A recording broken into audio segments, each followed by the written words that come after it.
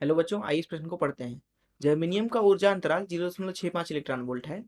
विद्युत चुम्बकीय विकिरण की वह अधिकतम तरंगदैर्घ्य ज्ञात कीजिए जो जर्मेनियम में इलेक्ट्रॉन होल युग्म उत्पन्न कर सके। आइए इस प्रश्न की मुख्य उदाहरण की चर्चा करें। मान लीजिए हमारे पास में एक फोटोन है। अब जो प्रकाश होती है अर्थात विद्युत चुम्बकीय विकिरणें वे दरअसल फोटोन नामक ऊर्जा के पैकेटों से मिलकर बनती हैं। अगर हम मान लें कि फोटोन की जो आवृत्ति है वो म्यू है, ऐसी स्थिति में इसकी जो ऊर्जा लिखी जाती है वो लिखी जाती है एच म्यू के बराबर, जिसे हम एच सी बटे लैम्डा भी लिख सकते हैं। तो ये तो आप पहली बात समझे।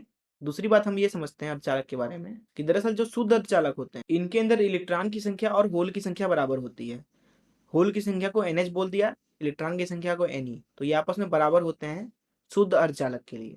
और शुद्ध अर्धचालक के लिए अगर हम ऊर्जा बैंड का ग्राफ बनाना चाहें तो YH पे ऊर्जा ली जाती है, ऊपर ली जाती है चालन बैंड, नीचे ली जाती है संयोजी बैंड। संयोजी बैंड का सबसे उच्चतम ऊर्जा स्तर को हम बोलते हैं EV से। वहीं जो चालन बैंड होता है उसका सबसे निम्नतम ऊर्जा स्तर होता है EC। EV और EC के बीच में जो ऊर्जा अंतराल होता है उसे दरअसल EG बोला जाता है। EG से EG को इधर लिख लेते हैं। अब हम समझते हैं शुद्ध अर्धचालक की चालकता को। तो दरअसल जो संयोजी बैंड होता है उसके अंदर बहुत सारे इलेक्ट्रॉन होते हैं और जो ये EG है इसका जो ऊर्जा अंतराल होता है वो दरअसल 3 इलेक्ट्रॉन वोल्ट से कम होता है। साधारण ताप पर होता यह है कि जो इलेक्ट्रॉन है संयोजी बैंड के अंदर इनको तापमान की वजह से इतनी ऊर्जा मिल जाती है कि ये संयोजी बैंड से चालन बैंड में चले जाएं। अब इलेक्ट्रॉन जहां से गए हैं वहां पे होल बनता है और क्योंकि ये चले गए हैं चालन बैंड में इसलिए वहां पे वो जाके मुक्त हो जाते हैं। तो यहाँ बन गया होल, यहाँ बन गया इलेक्ट्रॉन।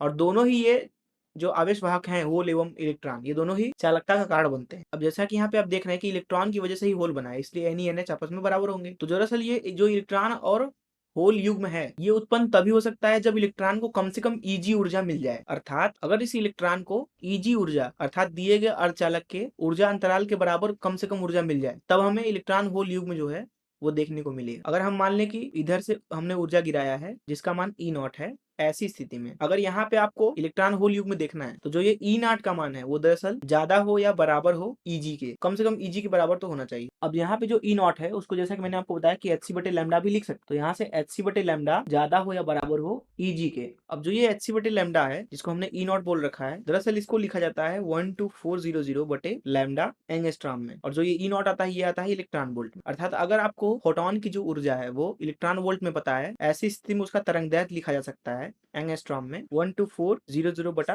E0, वो भी इलेक्ट्रॉन वोल्ट में। तो ये सूत्र जो है वो आप याद रखें, ये बहुत ही उपयोगी सूत्र है। इस मुख्य उदाहरण का इस्तेमाल करके इस प्रश्न को हल करें। यहाँ इस प्रश्न में हमें बोला जा रहा है जर्मेनियम है, तो जर्मेनियम एक शुद्ध अर्धचालक है। बोला जा रहा है उसका ऊर्जा अंतराल 0.65 इलेक्ट्रॉन वोल्ट है। अर्थात दिए गए प्रश्न में जो ऊर्जा अंतराल है अर्थात EG उसका मान दिया हुआ है 0.65 इलेक्ट्रॉन वोल्ट। हमसे पूछा जा रहा है कि विद्युत चुम्बकीय विकिरण की वह अधिकतम तरंगदैर्घ्य ज्ञात कीजिए जो जर्मेनियम में इलेक्ट्रॉन होल युग्म उत्पन्न कर दे। तो जैसा कि मैंने आपको बताया कि इलेक्ट्रॉन होल युग्म तभी उत्पन्न हो सकता है जब फोटोन की जो ऊर्जा है वो कम से कम EG के बराबर हो अर्थात 0.65 इलेक्ट्रॉन वोल्ट के बराबर हो। तो यहाँ पे जो EG है वो दरअसल HC बटे लैम्डा के बराबर होगा। जैसा कि मैंने आपको बताया तो ये पद है इसको हम बोल देते हैं E। तो यहाँ पे जो E है वो दरअसल HC बटा लैम्डा है। जैसा कि मैंने आपको पहले ही बताया कि इसको लिख सकते हैं हम E का मान इलेक्ट्रॉन वोल्ट में और इधर हो जाएगा 12400 भागे लैम्डा एंगस्ट्रॉम। यहाँ हमसे तरंगदैर्घ्य का मान पूछा हुआ है तो तरंगदैर्घ्य का मान हो जाएगा 12400 भागे ऊर्जा का मान इलेक्ट्रॉन वोल्ट में। हमसे पूछा जा रहा है कि तरंगदैर्घ्य का अधिकतम मान क्या है, तो यहाँ पे ऊर्जा का जो है वो न्यूनतम मान लेना पड़ेगा। अब ऊर्जा का जो न्यूनतम मान हम ले सकते हैं वो ले सकते हैं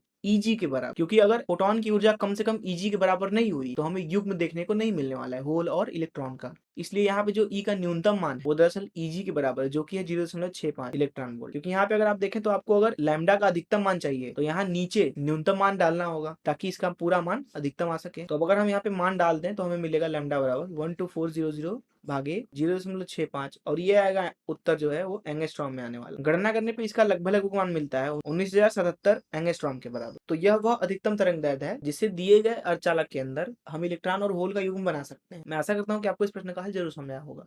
धन्यवाद।